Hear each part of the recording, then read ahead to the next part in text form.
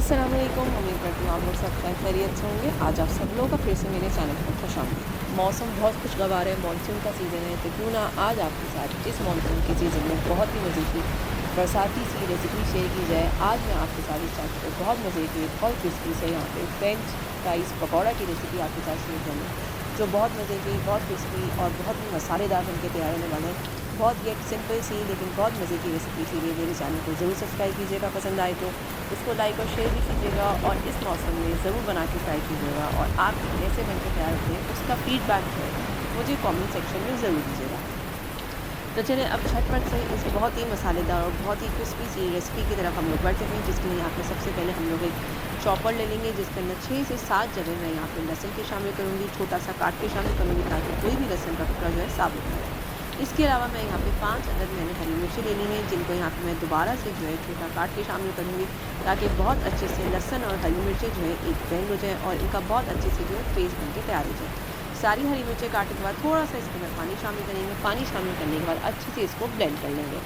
अब एक तसला लेंगे, बोल के अंदर हम लोग जो है मैं यहाँ पे 1.5 कप जो है बेसन यानी ग्राम फ्लावर का शामिल करेंगे। बेसन शामिल करने के बाद जो हमने लहसुन और हरी मिर्चों का जो पेस्ट बनाया था वो हम लोग इसके अंदर शामिल करेंगे। अच्छा, मुझे लहसुन का टेस्ट जो है ज़्यादा अच्छा लगता है तो मैं यहाँ पे ज़्यादा शामिल करूँगी। यहाँ पे आप अपने टेस्ट के हिसाब से एडजस्ट कर लीजिएगा। तो मैंने यहाँ पे सारा जो है जो मैंने ब्लेंड करा था वो लहसुन और हरी मिर्ची का पेस्ट शामिल कर दिया है। नमक हस्बे जायका 1.5 टेबलस्पून जो है पिसी लाल मिर्ची, 1 टेबलस्पून करके पुदीनी लाल मिर्ची शामिल करेंगे और इसके अंदर 1 कप जो है पानी शामिल करके इसको अच्छे से मिक्स कर लेंगे। अच्छा, इस बैटर को हमने बहुत ज़्यादा पतला नहीं बनाना, ना ही बहुत ज़्यादा मोटा बनाना है। इसकी कंसिस्टेंसी का जो है ख्याल कर लीजिएगा। ना ही बहुत ज़्यादा पतला फ्लोई होना चाहिए, ना ही बहुत ज़्यादा ये गाढ़ा होना चाहिए।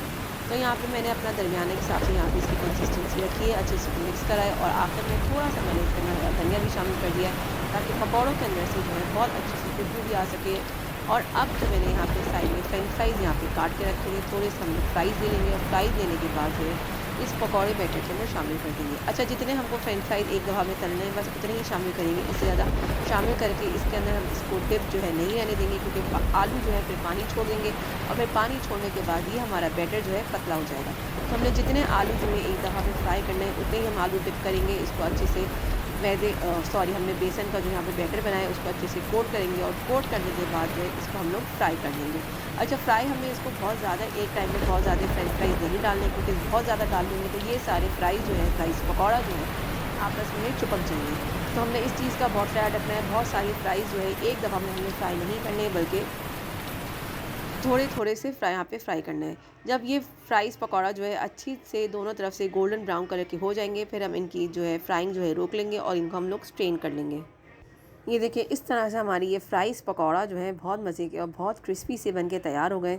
इनको हम लोग यहाँ पे स्ट्रेन कर लेंगे और स्ट्रेन करने के बाद अच्छे से इसको झटक लेंगे ताकि इसके अंदर जितना भी एक्स्ट्रा ऑयल है वो सारा ऑयल जो है वो भी निकल जाए। तो यहाँ पे हमारे फ्राइज़ पकौड़ा की रेसिपी बिल्कुल तैयार है। अब इसको हम लोग किसी डिश के अंदर निकालेंगे और डिश के अंदर निकालने के बाद आप चाहें तो केचप से, आप चाहें तो चटनी से, जिससे दिल चाहे आप लोग इस जो है एंजॉय कर सकते हैं। तो उम्मीद करूँगी आज की रेसिपी और वीडियो आप लोग को ज़रूर पसंद आने वाली है। पसंद आए तो चैनल को ज़रूर सब्सक्राइब कीजिएगा। इसको एक दफ़ा ज़रूर बना के ट्राई कीजिएगा और आपकी ये क्रिस्पी फ्राइज़ पकौड़ा कैसे बनकर तैयार होते हैं मुझे फ़ीडबैक कमेंट सेक्शन में ज़रूर दीजिएगा। तो बहुत ही जल्दी आप सबकी नेक्स्ट वीडियो में मुलाकात होती है। दुआ में ज़रूर याद रखिएगा और इन पकौड़ों को ज़रूर एंजॉय कीजिएगा। तब तक के लिए अल्लाह हाफ़िज़, जज़ाकल्लाह खैर।